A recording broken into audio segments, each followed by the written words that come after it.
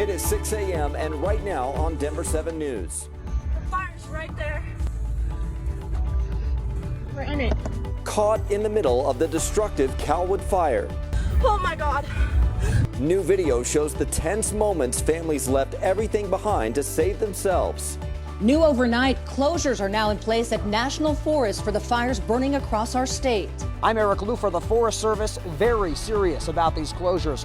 The fines you will face if you break the rules. And firefighters won't get any help today with red flag warnings going into effect in just hours.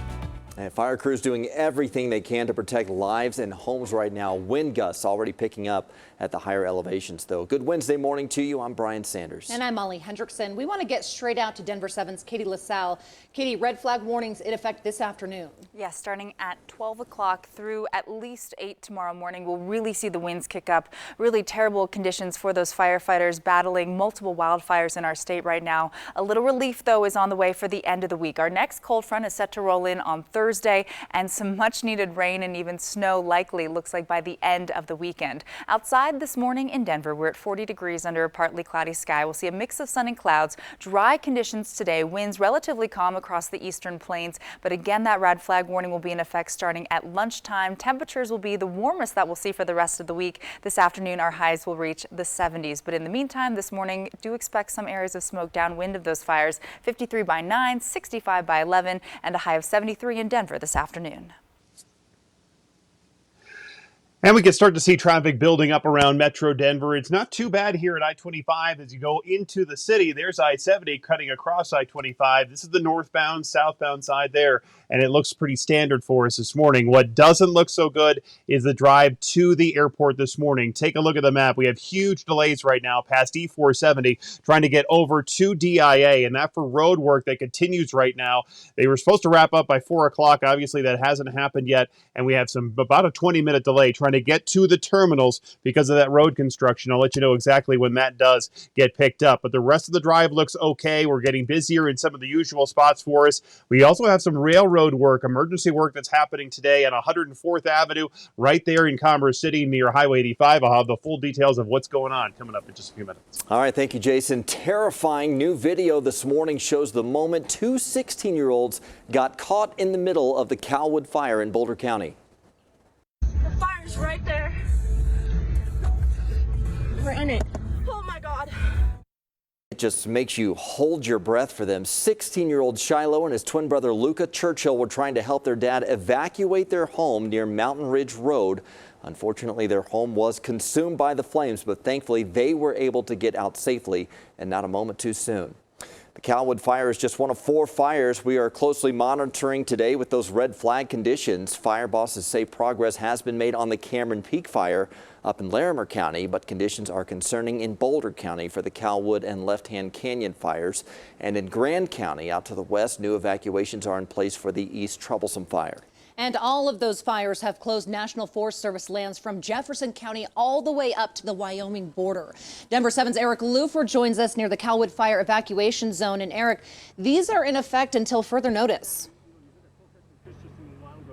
That's right, and the penalties for violating the rules are pretty steep. You could face time in jail, a $500 fine. That'll tell you how serious the Forest Service is about this. Take a look here. We are at the end of the line on US 36 north of Boulder proper, where they've got this road closed due to the Calwood fire not too far to the west from where I'm standing this morning. Take a look. This closure is massive. It's the entire purple area stretching from the Wyoming border to south of the metro, this Forest Service closure. The Arapahoe and Roosevelt National Forests make up a good chunk of the Front Range, the outdoor playground that we just all love. But it's under attack now by fire and drought, and the risk to you and of causing more fires is just too great right now. The Forest Service also says there have been a lot of human-caused wildfires, and then you, of course, have the limited capacity for emergency response because so much is going on up here already. In a statement, the Forest Service says in part, quote, "These temporary closures are necessary to protect the public and our firefighters, and we will keep them in place until conditions improve, and we are confident that the risk of new fire starts has decreased." Now, back here live as of Tuesday, more than 440,000 acres have burned across north central Colorado and Wyoming. That's almost the size of 2 Rocky Mountain National Parks combined. a huge area. As for the weather up here right now, it's cooler, winds have died down, but we know that they're going to pick up again as these fires continue to burn out of control. I'm Eric Lufer, Denver 7. Fire crews working hard to get these things under control. Thank you, Eric. Right now, the Calwood fire is burning more than 9,000 acres.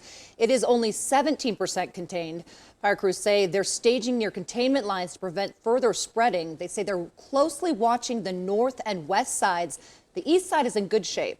We caught up with a Boulder County couple staying at a friend's place after escaping the fire. Sadly, their home was destroyed. A lot of those things are small things, be small to most people, but even to us, the little things, notes from children, notes, first pictures, a lock of hair from a first haircut, things that cannot be replaced. All of those memories. Still, there is no word on when and if people will be able to return home. The cause of that fire remains under investigation. The commander in charge of the Cameron Peak fire up in Larimer County reported progress made against the fire over the past 2 days. He said crews did good work with the favorable conditions and says the fire looks a lot different than it did 2 days ago. It does remain the largest fire in state history. Now stands at more than 205,000 acres. It is 51% contained. Fortunately, no new structure losses were reported. Meanwhile, in Grand County, new evacuations are in place for the East Troublesome fire. People living in the Drowsy Water area have now been forced out of their homes. The fire is now more than 15,000 acres. It is only 10% contained. So if you are looking to help some of the victims of these wildfires, you can make a tax-deductible donation to Denver7 Gives. On the denverchannel.com, click Denver7 Gives, and then under the drop-down menu, select Help Colorado Wildfire Victims. We are working with our community partners to get those fire victims the help they desperately need right now.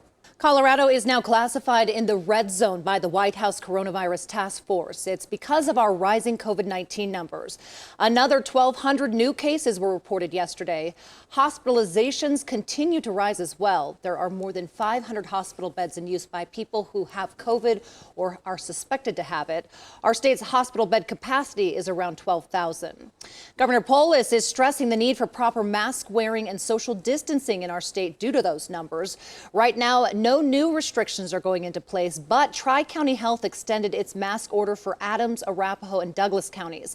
They say masks will likely remain mandatory for the remainder of this pandemic. The original order was set to expire Thursday. These rising cases are forcing several metro school districts to reconsider a return to in-person learning. Denver and Aurora Public Schools both announced delays in returning to campus for older students, and the Adams 12 district could be next. Denver 7's Micah Smith is live in Adams County this morning, where the school board plans to vote tonight. Micah. Brian, the Board of Education will consider and vote on recommendations from the superintendent during tonight's regularly scheduled meeting at 6 p.m. The board is thinking about pivoting 6th through 12th graders to full remote learning. Right now, those students are learning in person 2 days a week. The superintendent's recommendations also includes teachers and assignments remaining the same.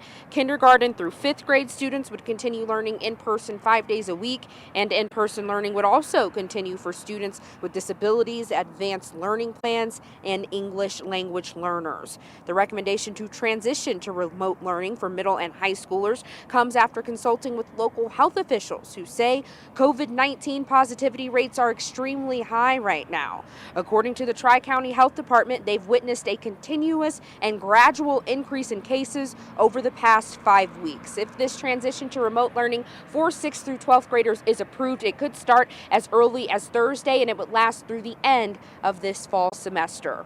Reporting live, Micah Smith, Denver 7.